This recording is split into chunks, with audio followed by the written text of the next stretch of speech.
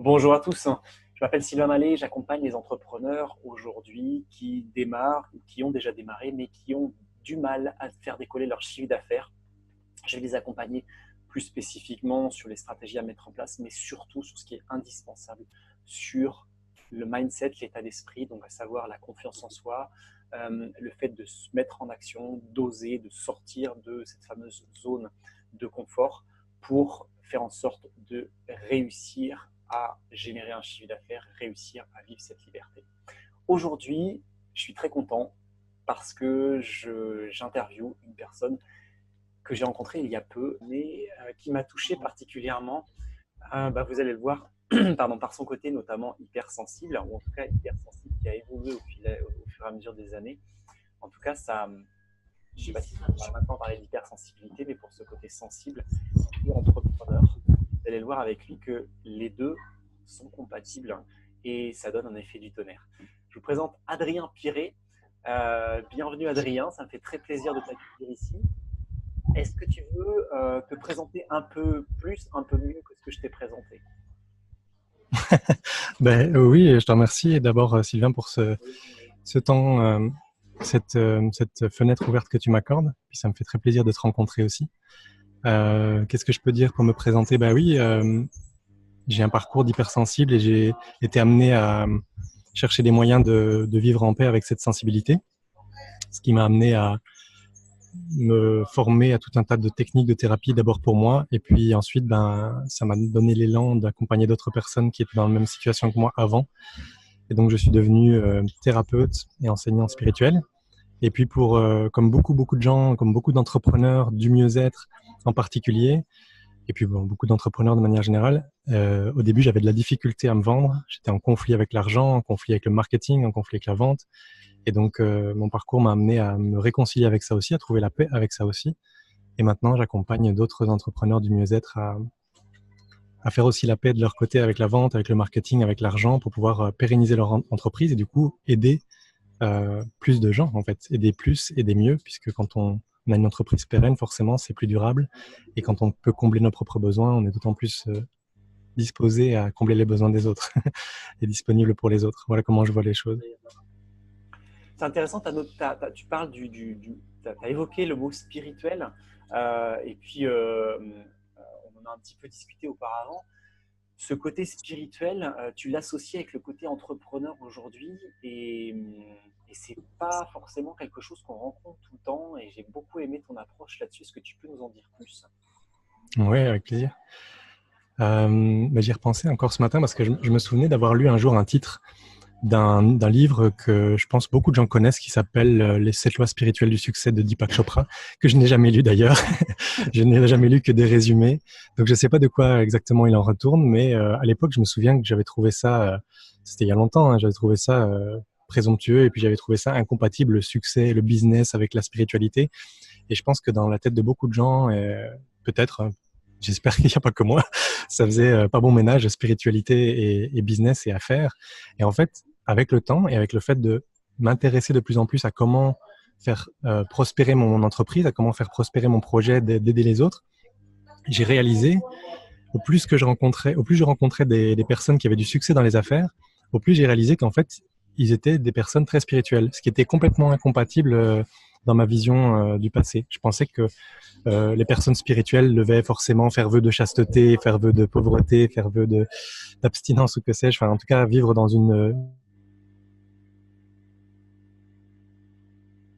pauvreté quelque part. Et puis en fait, je me suis rendu compte que c'était l'inverse. En fait, ma croyance à ce sujet était inversée, que pour avoir du succès, oui, en fait aussi, je pensais que les personnes qui avaient du succès dans les affaires, c'était des personnes très matérialistes qui ne pensaient qu'à l'argent, qu'à leur propre intérêt personnel, qu'à leur propre bien-être, etc., et qui ne pensaient pas aux autres. Et puis je me suis rendu compte avec le temps, avec l'expérience, que c'était l'inverse, vraiment, que pour avoir du succès dans les affaires, il faut s'intéresser aux autres, il faut sortir, enfin, arrêter de se regarder le nombril et commencer vraiment à s'intéresser aux besoins des autres, en fait, être vraiment à l'écoute des autres. Et c'est d'autant plus vrai dans la relation d'aide, c'est-à-dire pour les entrepreneurs du mieux-être qui non seulement développent un projet d'entrepreneuriat, mais aussi sont dans la dimension de relation d'aide, de mieux-être vis-à-vis des autres, de connaissance de soi, enfin, etc., d'écoute de soi et d'écoute de l'autre, pour moi, plus on va se libérer de notre ego et plus on va se libérer de nos croyances justement limitantes par rapport à, comme je disais tout à l'heure, par rapport à l'argent, par rapport à la vente et par rapport au marketing, et plus on va être en mesure d'aider les autres. Donc aujourd'hui, en fait vraiment c'est continuellement, encore aujourd'hui, semaine après semaine, mois après mois, plus j'avance et plus je rencontre des gens qui ont du succès dans les affaires et plus je réalise qu'ils sont, non seulement ils sont très spirituels, mais même ils incarnent en fait la spiritualité plus encore que certaines personnes, que moi en tout cas dans le passé, où je pensais être une personne spirituelle et où je conceptualisais la spiritualité mais je ne la vivais pas. Et en fait, développer une entreprise, pour moi, ça a été vraiment un parcours à la fois de développement personnel, de croissance personnelle, et aussi un chemin spirituel, c'est-à-dire un chemin où ça m'a demandé de me libérer de certaines préconceptions, de certains préjugés sur l'entrepreneuriat, et comme je le disais déjà tout à l'heure, sur l'argent, la vente, le marketing, l'entreprise, les affaires, le succès. Ouais. C'est hyper riche, j'ai plein de questions à te poser. Est-ce qu'on peut, qu'est-ce que c'est pour toi le côté spirituel? Parce que aujourd'hui, je pense qu'il y a pas mal de personnes qui se font une image de ce qu'est la spiritualité. Je ne sais pas s'il y a un côté juste ou un côté faux, d'ailleurs, là-dessus. Mais quelle image, toi, tu en as tiré justement de tes apprentissages, autant dans ton travail avec les personnes aujourd'hui, avec les entrepreneurs, avec les personnes que tu as rencontrées? C'est quoi la spiritualité pour toi? Oui, c'est une excellente question. En fait, pour faire très simple, je dirais que la spiritualité, pour moi, c'est l'étude de l'esprit, en fait. L'étude de tous les phénomènes invisibles, on va dire, qui influencent notre vécu matériel, notre vécu concret, notre vécu visible. En fait, c'est l'étude et la compréhension, quelque part, et la conscience de l'invisible qui influence le visible. Et donc, pour moi, le but de la spiritualité, c'est vraiment très personnel, mais le but de la spiritualité, c'est de vivre plus libre, en fait, plus paisiblement et plus simplement être plus heureux, en fait, tout simplement. Et donc, pour moi, la conscience de tous les mécanismes, tous les phénomènes invisibles qui sont justement dans notre esprit, dans notre psyché, dans notre système énergétique, on peut dire ça comme ça, la compréhension de tout ça et surtout la compréhension et la connaissance de ça par l'expérience, c'est-à-dire par l'exploration, on va dire l'observation, l'introspection, ce genre de choses, ça amène à plus de liberté, à plus de paix et à être plus heureux, en fait, à pouvoir laisser quelque part la vie s'exprimer plus librement à travers nous. Et donc, quand on porte un projet d'entreprise, c'est un projet d'aider les autres. Ah, ok. Quand on a un projet d'entreprise, un projet d'aider les autres, comme c'est notre cas, ça permet à ce projet de fleurir, de s'épanouir, de croître plus librement, en fait. Oui, je comprends ça. Tu parles d'argent aussi, du coup. Comment est-ce qu'on peut comment est-ce qu'on peut créer une entreprise, avoir envie d'aider les autres et en même temps avoir ce besoin de développer son entreprise, donc avoir besoin de développer un chiffre d'affaires aussi? Comment est-ce qu'on peut associer les deux, le besoin d'aider les autres et en même temps le besoin de développer son entreprise, donc le besoin de développer un chiffre d'affaires? Argent, spiritualité, comment est-ce qu'on met ça en parallèle? Justement, pour moi, ça a été vraiment, pendant les années, la grosse difficulté de ne pas oser demander de l'argent pour aider les autres. Et quelque part, j'étais bloqué parce que je mettais le besoin d'argent en priorité. Et donc, je ne pensais qu'à l'argent. Et donc, finalement, c'était moi le matérialiste que je critiquais. Dans ma pauvreté, j'étais obsédé par l'argent parce que j'en manquais en permanence. Et c'est quand j'ai vraiment lâché prise sur la question de est-ce que je peux gagner de l'argent ou est-ce que je dois gagner de l'argent ou comment faire pour gagner de l'argent. Quand j'ai vraiment lâché prise sur ça et que j'ai focalisé mon attention et mes préoccupations sur comment est-ce que je peux vraiment aider les autres et comment est-ce que je peux empuissancer mon message et empuissancer ma capacité d'aider, que l'argent est arrivé. Bon, alors c'est pas magique, évidemment, il y a eu du travail, il y a tout un tas de choses qui doivent être mises en place pour que l'argent arrive, ça tombe pas du ciel, mais le fait de focaliser son attention sur la finalité, en fait, comme il y a un proverbe, ou je sais pas comment on dit, une célèbre phrase qui dit « la fin justifie les moyens ». Et en fait, l'argent n'est jamais une fin en soi, c'est toujours un moyen. Parce que de l'argent tout seul, ça ne sert à rien si ce n'est pas pour acheter quelque chose, pour échanger avec quelque chose. L'argent, c'est juste un symbole, c'est juste une, une métaphore pour signifier une valeur potentielle, en fait. Et donc, à partir du moment où la finalité, elle est très claire, elle est très déterminée, ben, les moyens viennent à nous beaucoup plus facilement. Il y a une phrase de Goethe qui est célèbre aussi par rapport à ça, au fait que quand on s'engage, il y a tout un tas de situations, de ressources, de personnes qui viennent à se mettre sur notre chemin pour nous aider, en fait. Plein d'opportunités qui viennent à partir du moment où on est engagé. Donc pour moi, le fait de vraiment s'engager, de voir la finalité de là où on veut aller, de ce qu'on veut faire au final, ça permet beaucoup plus facilement aux moyens de venir à nous. Et ça peut être l'argent, mais ça peut être aussi d'autres formes de ressources et d'aide. Ça peut être des personnes, ça peut être oui, des situations, des opportunités, des rencontres. Ça peut être des informations, tout simplement. Et puis, ça peut être de l'argent. Et quand on est focalisé sur la finalité, l'argent, parce que moi, pour moi, en tout cas, dans mon parcours, l'argent, c'était une forme de culpabilité de gagner de l'argent en aidant les autres à être mieux. C'est comme si l'idée de demander de l'argent à quelqu'un, c'était comme je visualisais justement le côté je prends quelque chose à quelqu'un. Or, aujourd'hui, ça a changé, cette notion. Et j'ai vraiment l'impression que le fait que les autres me donnent de l'argent pour que je puisse leur donner un service, au contraire, c'est leur donner une opportunité parce qu'en fait, par cet échange, je me donne et je leur donne l'opportunité de grandir et de croître et de répondre à des besoins. Donc en fait, c'est mutuellement bénéfique. Alors qu'avant, j'avais un petit peu cette impression, probablement parce que j'avais manqué aussi de confiance en moi et en ma capacité d'aider et dans la finalité, comme je disais tout à l'heure. Mais j'avais l'impression que je retirais quelque chose à quelqu'un en lui demandant de l'argent. Aujourd'hui, c'est tout à fait l'inverse. J'ai l'impression que demander de l'argent, bah, c'est nourrir mon besoin à moi, puisque forcément, comme tout être humain, j'ai des besoins et on a tous des besoins. On a besoin de payer nos factures, de payer le loyer, de manger, c'est tout un tas de choses. Et quand on est un entrepreneur, bah, on a des frais d'entreprise, etc. Et on doit payer des impôts, etc. Et en fait, pouvoir combler tous ces besoins-là, bah, ça permet de dégager l'esprit de toutes ces préoccupations et de pouvoir justement se focaliser totalement sur comment je peux aider l'autre, comment je peux me tenir pleinement disponible, être pleinement présent à l'autre et à ses besoins. Donc ça, c'est mutuellement bénéfique en fait, vraiment. Ce que tu dis, c'est que finalement, c'est pas sur l'argent qu'il faut se focaliser, mais sur la finalité Ouais. la finalité en soi, aider l'autre à réaliser ce qu'il a besoin de réaliser. Et par la suite, du coup, le reste vient, que ce soit de l'argent ou du réseau ou autre chose, des gens, mais c'est tout le reste qui vient. C'est comme ça que je peux le résumer. Oui, oui, tout à fait. Pour moi, ouais, la fin justifie les moyens et quand on s'engage très clairement, c'est un petit peu comme en amour. Il y a ça aussi, certaines personnes qui sont célibataires et qui n'arrivent pas à trouver l'amour se disent oui, mais j'arrive pas à trouver la bonne personne pour moi, ou tu vois, il y a les rencontres qui s'enchaînent et puis en fait finalement ça va jamais. Et généralement c'est pas forcément un problème de ne pas trouver la bonne personne, mais c'est généralement un problème de s'engager.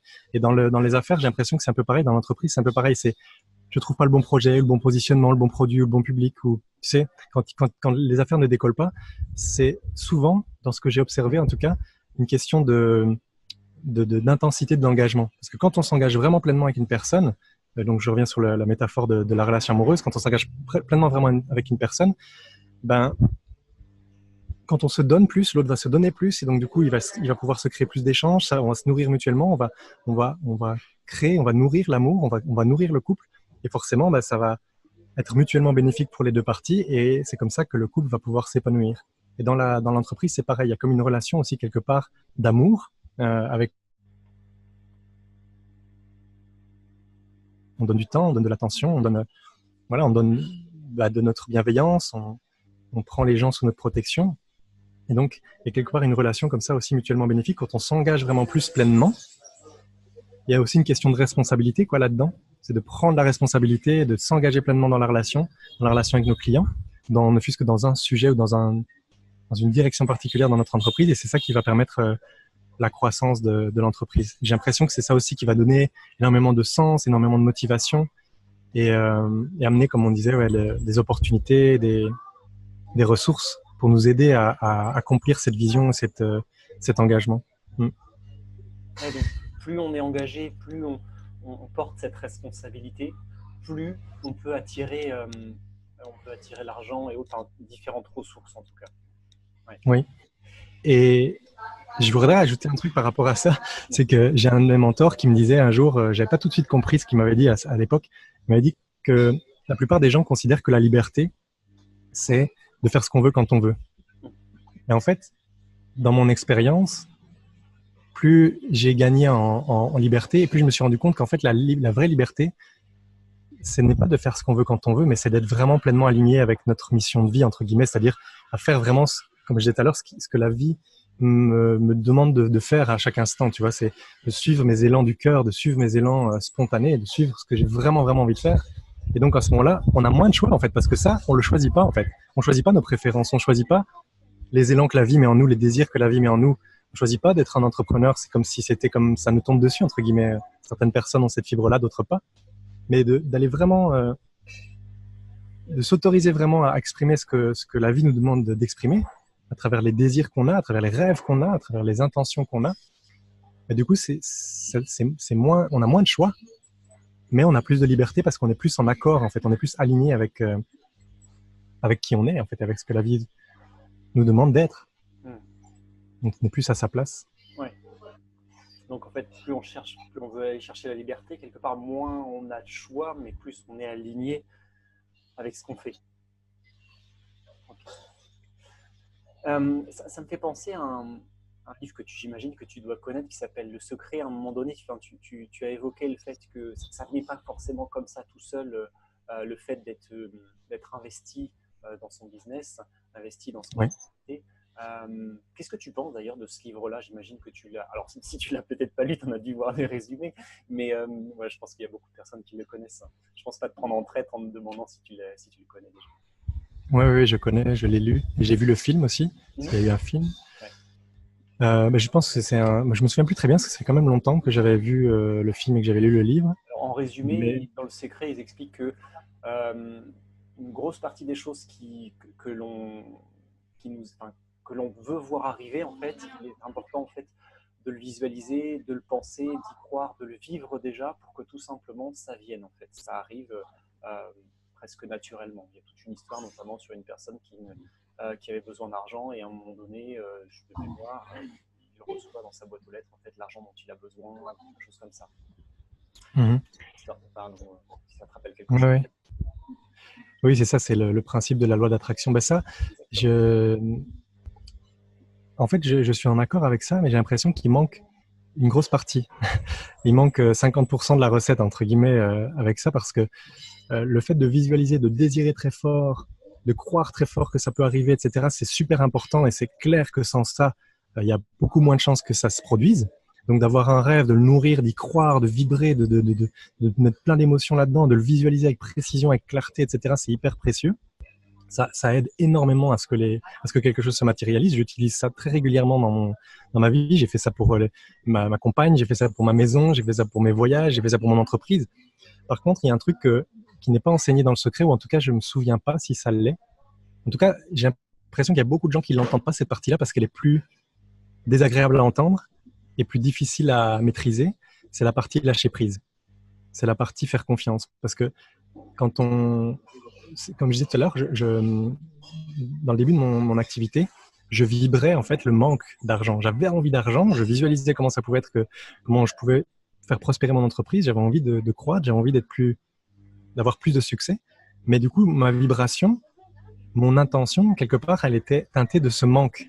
Je me sens en insécurité, je me sens pas libre, je manque d'argent, je manque de clients, je manque de puissance, je manque de tas de choses. Et en fait, beaucoup de gens vibrent, entre guillemets, utilisent la loi d'attraction quelques minutes par jour pour vibrer ce qu'ils veulent, mais le reste du temps, 95% du temps, ils vibrent le manque. Et du coup, ça peut pas fonctionner, puisque du coup, la vibration principale, c'est le manque, donc on attire plus de manque. Et dans mon expérience, c'est très difficile. C'est très difficile.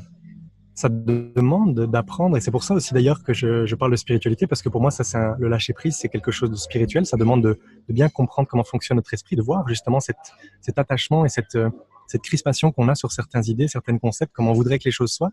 Et en fait, pour moi, je résume la loi d'attraction à avoir des grandes ambitions, mais avoir des petites attentes.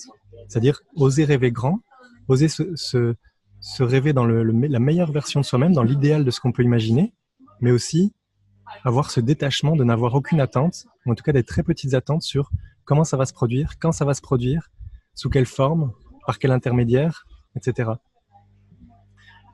Et pour moi, je me souviens, j'ai vraiment ramé au niveau professionnel. Je n'arrivais pas à faire décoller mon activité. Et il y a seulement 1 an et demi que ça a vraiment décollé. Et en fait, ça correspond vraiment à une période où j'ai totalement lâché prise, où j'ai accepté l'idée. Je me souviens très bien encore du jour où j'ai fait une méditation justement sur ce sujet. Je me suis assis, j'ai médité, je me suis visualisé à la rue. Je me suis visualisé parce que c'était ma peur, c'était ma plus grande peur. C'était de finir un jour à la rue, de ne plus avoir personne pour m'aider, de ne plus avoir de logement, de ne plus avoir un sou et de finir à la rue. Et j'ai accepté totalement cette idée. Vraiment, sincèrement. Et émotionnellement, c'était OK. Et quand j'ai accepté ça, ça m'a libéré de toute une charge émotionnelle, je dirais, justement de manque et d'attente que les choses se passent d'une certaine manière et surtout qu'elles ne se passent pas d'une certaine manière. Et dans ce cas-là, ça m'a libéré beaucoup d'énergie mentale, j'ai l'impression, pour pouvoir consacrer justement, comme j'ai dit tout à l'heure, à focaliser sur ce qui compte vraiment, c'est-à-dire qu'est-ce que je veux faire, qu'est-ce que je veux donner, comment est-ce que je veux aider les gens. Et du coup, ça m'a permis de développer un projet qui maintenant est très prospère. Oui. Donc, tu parles finalement de lâcher le maximum, enfin de lâcher prise le plus possible, et c'est ce qui est vraiment important dans l'entrepreneuriat. Tu cites d'ailleurs l'exemple du coup d'un moment donné, il y a 1 an et demi, où c'était compliqué pour toi. Tu parles aussi de confiance en soi, et c'est la deuxième fois que je t'en entends parler, de confiance et de confiance en soi. Comment tu le mets justement en parallèle, ou comment tu l'as mis en parallèle dans ta propre vie, cette confiance, avec justement ce lâcher prise? Quel lien il y a pour toi entre ces deux, entre cette confiance et le lâcher prise? C'est une bonne question que je ne me suis jamais posée. Je ne sais pas exactement quel lien il y a entre la confiance en soi et le lâcher prise. J'ai l'impression que la confiance en soi, c'est quelque chose qui dépend de tout un tas de paramètres en fait. Et j'ai l'impression qu'il y a une idée reçue concernant la confiance en soi, un petit peu d'ailleurs comme avec la motivation, hein, je relie la motivation avec la confiance en soi. Une idée reçue selon laquelle la confiance en soi, c'est quelque chose qu'on a ou qu'on n'a pas, enfin, qui est comme un truc comme acquis une bonne fois pour toutes, comme la motivation, est-ce que c'est acquis une bonne fois pour toutes? Et ça, c'est une illusion. C'est une illusion pour moi parce qu'il y a des jours, effectivement, où on a confiance en soi, il y a des contextes dans lesquels on a confiance en soi, il y a des situations dans lesquelles on a confiance en soi, puis il y en a d'autres où on n'en a pas du tout. Et c'est pas il n'existe pas des personnes qui ont confiance en elles tout le temps et dans toutes les situations. Ça, c'est une illusion. Et donc peut-être que le lâcher prise peut être en lien avec la confiance en soi à ce niveau-là. C'est que quand, par exemple, il y a des jours où on se lève, on a envie de rien faire, on est démotivé, on n'a pas d'énergie, on n'a pas confiance en soi, on est dans le doute, de juste lâcher prise aussi justement sur l'idée qu'il faudrait que ce soit différemment, lâcher prise sur l'idée qu'il faudrait qu'on soit motivé ou qu'il faudrait qu'on ait confiance en soi tout le temps, ça nous détend et ça nous permet justement justement de retrouver plus d'énergie en fait, parce que ce qui nous pompe le plus, dans mon expérience en tout cas, ce qui me pompe le plus d'énergie, c'est quand je suis en lutte mentalement. Et donc là, à nouveau, je parle de spiritualité, c'est-à-dire de connaissance, de compréhension de comment fonctionne mon esprit. C'est quand je suis en lutte mentalement avec ce qui est dans l'instant présent. Si dans l'instant présent, j'ai une baisse d'énergie, par contre, si je les accepte, ou bien s'il y a une émotion, par exemple, il y a des jours où on a de la tristesse, il y a des jours où on a de la nostalgie, il y a des jours où on a de la frustration, il y a des jours où on a de la colère, et toutes ces émotions qu'on considère généralement comme négatives, elles sont pas très constructives, effectivement, elles sont pas très aidantes pour produire, pour construire notre entreprise, mais ça fait partie de la vie, ça fait partie de l'expérience d'être humain, et donc quand on les accepte totalement, quand on lâche prise sur l'idée qu'elles ne devraient pas être là, en fait, ça passe beaucoup plus vite. Dans mon expérience, c'est ça en tout cas. Et ça m'a beaucoup aidé aussi, ça, de lâcher prise sur les moments de démotivation, les baisses de régime, les baisses de confiance, les émotions désagréables, etc. Parce que plus je lutte contre ça, et plus je les nourris quelque part. Ce à quoi on résiste persiste. Je ne sais plus qui c'est qui disait ça. Ce à quoi on résiste persiste. Et ce sur quoi on... Je ne sais plus c'est quoi la suite de la phrase, mais en gros, si on se détend avec ça, si on accueille, si on lâche prise, et si on l'accepte que ce soit comme ça passe beaucoup plus vite. Merci pour ça. C'est c'est vrai qu'il y a une illusion souvent de… il y a des gens qui ont confiance, il y a des gens qui n'ont pas confiance en eux. Du coup, à partir du moment où on a atteint ce graal de j'ai la confiance, tu parlais de motivation qui est le même principe. J'ai acquis la motivation, du coup, je peux avancer.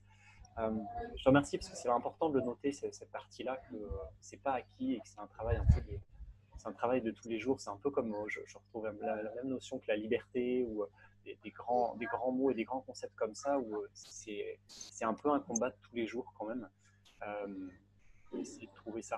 Tu parles justement de la motivation, c'est quelque chose que du coup, tu disais qu'à un moment donné, ton entreprise était était près de tomber, du coup, tu te souviens d'une méditation où tu as commencé à lâcher prise. Mhm. Et c'est à ce moment-là que du coup que la motivation est revenue. Comment ça s'est passé ce moment-là en particulier, du coup, parce que tu t'imaginais une de tes plus grandes peurs, c'était d'être dans la rue. Mhm. Comment s'est passé ce moment-là en particulier pour toi? C'était un moment où j'ai pas expliqué effectivement le contexte, mais c'était un moment où ça faisait 3 ans que j'avais démarré deux ans et demi que j'avais démarré mon entreprise et où j'avais enchaîné projet sur projet et échec sur échec. Chaque projet que je démarrais échouait à chaque fois et je dépensais du temps, de l'énergie et de l'argent et je n'avais pas de résultat. Et puis, je me suis retrouvé avec 10 000 euros de dette à cette époque-là. Et je suis allé faire une retraite de méditation, justement. Et à la fin de cette retraite de motivation, j'allais dire, de méditation, j'ai fait cette fameuse méditation de lâcher prise où j'ai accepté totalement l'idée de tout perdre, en fait, de plus jamais pouvoir faire de projets, etc. En fait, j'ai lâché complètement tout ce à quoi j'étais attaché, en fait. Et ce que ça a eu comme effet, c'est que ça ne m'a pas spécialement donné une motivation au sens où je l'entends d'habitude, c'est-à-dire une énergie, tu sais, de puissance et de feu comme ça, de waouh, génial, je vais y arriver. Mais ça m'a donné au contraire une grande détente. Et dans cette détente, il n'y avait même plus la question de motivation ou pas, il n'y avait même plus la question de qu'est-ce que je dois faire ou qu'est-ce que je dois pas faire. C'était très fluide, c'était très clair. J'ai l'impression, je ne sais pas si tout le monde fonctionne comme ça, mais pour moi, ça fonctionne vraiment comme ça. J'ai un petit peu l'impression d'être comme un bambou, tu sais, qui fait ses racines pendant très longtemps, puis tout d'un coup, ça pousse. Et pour moi, c'est vraiment comme ça que ça se produit. Quand j'ai quelque chose, un projet, ça mature pendant longtemps, et puis à un moment donné, ça sort de manière très rapide et très fluide et très fulgurante. Et donc, ça s'est passé comme ça pour moi, ce projet-là, en fait. Le projet de créer une… ça me dit que la connexion était instable. Tu m'entends toujours? Oui, je t'entends, il y a des petites coupures, mais c'est pas gênant pour la compréhension. Ok, super. Et donc, je maturais ce projet de créer une formation de méditation pour justement transmettre une forme d'éveil spirituel à travers une technique de méditation simple et accessible. Transmettre mon parcours aussi au niveau spirituel. Et ça faisait des années que je n'arrivais pas, en fait. Je procrastinais ce truc-là. J'arrivais pas à trouver la bonne forme, j'arrivais pas à trouver la bonne énergie, la bonne manière de le communiquer. Et à ce moment-là, quand j'ai fait la méditation de lâcher prise, c'est là où ça s'est vraiment manifesté. Alors que ça faisait des années, enfin des mois et des mois en tout cas, peut-être oui, des années que je n'arrivais pas à produire cette formation. C'est une formation, cet accompagnement. Ben là, en une matinée, c'est sorti de moi sans poser de questions. C'était très clair, c'était très limpide. Il n'y avait pas de questions en fait. Il n'y a pas de doute. Et dans ce cas-là, oui, on pourrait dire que j'avais une forme de motivation et de confiance en moi puisque le doute n'était absolument pas présent. Et grâce à cette méditation qui t'a permis de lâcher prise un maximum et de pouvoir du coup lancer cette activité. Est-ce que tu peux nous en parler un petit peu plus du coup parce qu'on a creusé pas mal sur la spiritualité, sur l'entrepreneuriat, sur la confiance en soi, la motivation. Est-ce que tu peux nous parler un peu plus de ce que tu fais aujourd'hui et ce que tu as peut-être envie de faire par la suite? Bah oui, avec plaisir. Alors, en fait, aujourd'hui, j'ai 2 casquettes. La première, c'est d'un accompagnant spirituel. Donc, j'accompagne les personnes qui sont principalement les personnes hypersensibles et qui souffrent d'avoir justement cette hyperactivité mentale et les émotions débordantes au quotidien qui sont handicapantes, en fait, qui sont gênantes et qui empêchent de vivre sereinement, mais à tous les niveaux, que ce soit au niveau personnel, relationnel ou professionnel. Et donc, je les accompagne à trouver la paix à travers une technique de méditation simple, pragmatique et rapide. Et d'autre part, ma deuxième casquette maintenant, c'est justement concernant les entrepreneurs du mieux-être. étant donné que j'ai eu ce parcours d'apprendre en fait comment faire prospérer un projet d'entreprise, j'ai identifié en tout cas ces derniers mois et ces dernières années des principes fondamentaux qui sous-tendent un petit peu toutes les réussites, à la fois les miennes et puis celles que j'ai pu percevoir autour de moi, les personnes qui réussissent. Et j'ai remarqué que ces principes, c'était un peu des principes spirituels, justement, un petit peu comme les lois spirituelles du succès de Deepak Chopra.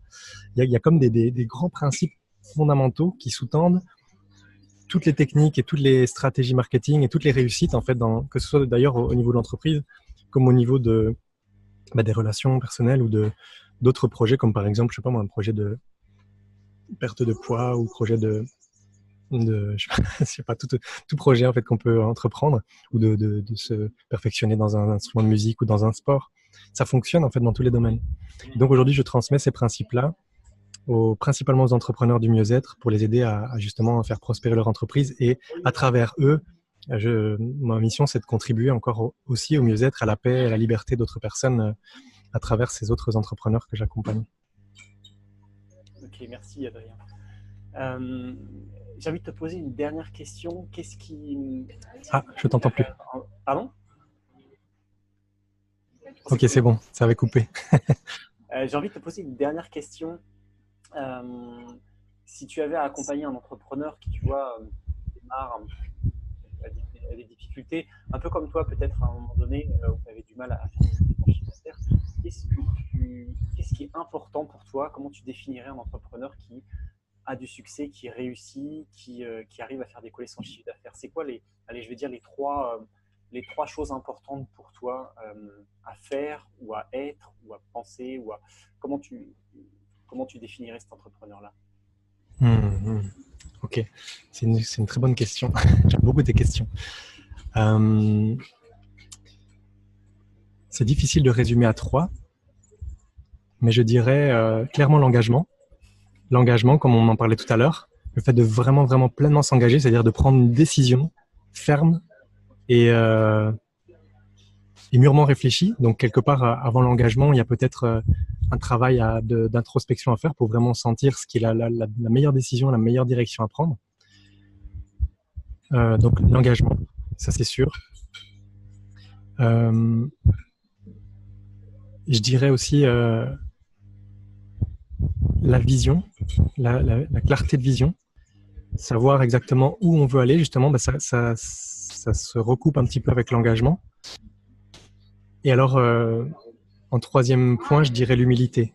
Et l'humilité, c'est à la fois le lâcher-prise dont on parlait tout à l'heure, par rapport à l'engagement, à la vision qu'on a. C'est toujours très bien d'avoir grande ambition, un grand rêve, mais aussi l'humilité d'accepter que les choses ne se passent pas toujours comme on le voudrait. Donc ça aide énormément. Et aussi, il y a une notion d'humilité que je rencontre surtout qui me semble importante dans toutes les entreprises, mais qui me semble d'autant plus importante pour les entrepreneurs du mieux-être. C'est vraiment, oui, l'humilité de ne pas prétendre savoir à la place des autres ce dont ils ont besoin, pour pouvoir justement être à l'écoute des autres, être à l'écoute de nos clients en fait, être à l'écoute de leurs besoins, de leurs envies, et pouvoir justement plus s'adapter. Et plus on va être à l'écoute, donc plus on va être humble en disant je ne sais pas en fait ce dont les autres ont besoin, je ne sais pas ce dont les autres ont envie, donc je vais leur demander, et de se mettre quelque part dans cette position d'humilité, de service aux autres. Ça permet d'avoir des produits et des services qui sont vraiment adaptés à leurs besoins et à leurs envies. Et donc forcément, si on a un produit, un service qui est vraiment adapté aux besoins et aux envies de nos clients, il n'y a aucune raison qu'ils ne l'achètent pas. Et donc il n'y a aucune raison que l'entreprise ne prospère pas. Donc ça me semble être une bonne dernière qualité à cultiver. Donc, ouais, tu parles d'engagement. Ouais. Première qualité, c'est l'engagement. La deuxième, c'est la vision. La vision, ouais. Et tu parles de la troisième qui est l'humilité. L'humilité, de ne pas savoir tout nécessairement. J'ai bien aimé ce que tu disais vraiment sur l'humilité. Ça me faisait penser un peu à la définition qui me rapproche un peu du coaching, à savoir, je ne sais pas comment je vais vous aider parce que c'est vous qui avez les réponses. Ouais. Mais je vais faire tout du coup pour vous accompagner et faire en sorte que vous réussissiez. J'aime beaucoup cette image-là. Très très riche. Je te remercie Adrien pour ça. Donc trois choses, engagement, vision, humilité. Merci Adrien. Est-ce que, Ben, merci à toi. pour terminer cette interview, est-ce que peut-être tu as quelque chose à partager, quelque chose que tu n'aurais pas dit, à ne pas dire? Est-ce que tu veux du coup lâcher complètement et peut-être partager quelque chose qui est important pour toi? Euh,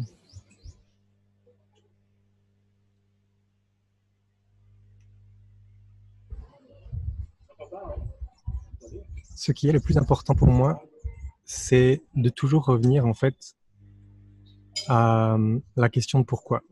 Pourquoi je fais ça? Pourquoi je veux faire mon entreprise? Pourquoi je veux aider les autres? Pourquoi sous cette forme? Pourquoi de cette manière-là? Pourquoi avec ce produit? Pourquoi ça? Pourquoi ces gens-là? Pourquoi moi?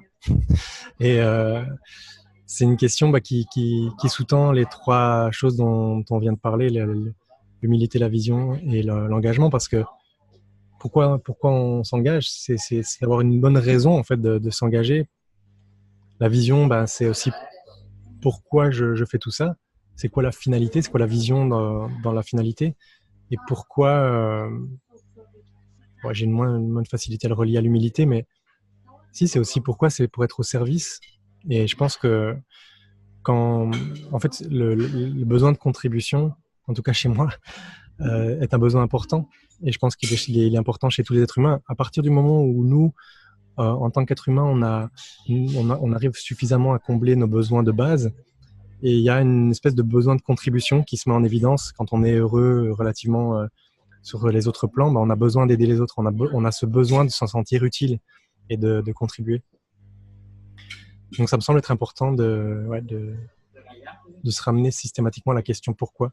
Parce que ça arrive aussi, d'ailleurs, beaucoup, je pense, d'entrepreneurs démarrent une entreprise en ayant pour pourquoi d'être plus libre, d'être son propre patron, de pouvoir justement faire ce qu'il aime, etc. Et puis, parfois, on prend des décisions et on s'engage et on s'emprisonne dans des situations. Et parfois, on oublie la finalité, justement, le pourquoi on le faisait au départ. Et ça peut être intéressant de se reposer régulièrement cette question de pourquoi et de finalité. Pour moi, j'aime bien vraiment toujours revenir à la finalité des choses, d'aller au bout de la finalité. La finalité, c'est quoi? C'est être heureux. La finalité, c'est moi être heureux et rendre les autres heureux. Ça me sert à quoi? Ben, ça me sert moi aussi à être heureux, parce que je préfère être dans un monde avec des gens heureux plutôt que d'être dans un monde avec tout le monde malheureux sauf moi, ou même moi aussi. Et donc, finalement, la finalité, c'est toujours ça. Pourquoi je fais les choses? Ben, c'est pour être heureux. Et pourquoi je veux aider les autres? Pour qu'ils soient heureux, pour que moi je sois aussi heureux d'être dans un monde où les gens sont plus heureux. Je crois que c'est vraiment le fondement de tous les entrepreneurs. Ce serait le pourquoi ultime. Ouais. Derrière le pourquoi peut-être un peu plus personnel, il y a quand même un pourquoi plus ultime qui est le fait d'être heureux et de rendre les gens heureux. C'est une Oui, c'est ça. belle image finale, je trouve. Écoute, je te remercie, Adrien, pour ce bon moment passé, pour cette interview, pour cette superbe interview. Bah, je te remercie aussi. Ouais, j'ai passé un très bon moment. C'était super. Très belle question. Bah, je te remercie. Écoute. Et merci à vous du coup d'avoir suivi l'interview. Enfin, merci. J'espère que du coup vous avez trouvé beaucoup de richesses. Moi, j'en ai trouvé énormément. Je te remercie, Adrien. Et puis, je vous dis à bientôt, certainement pour d'autres interviews. Au revoir. Au revoir.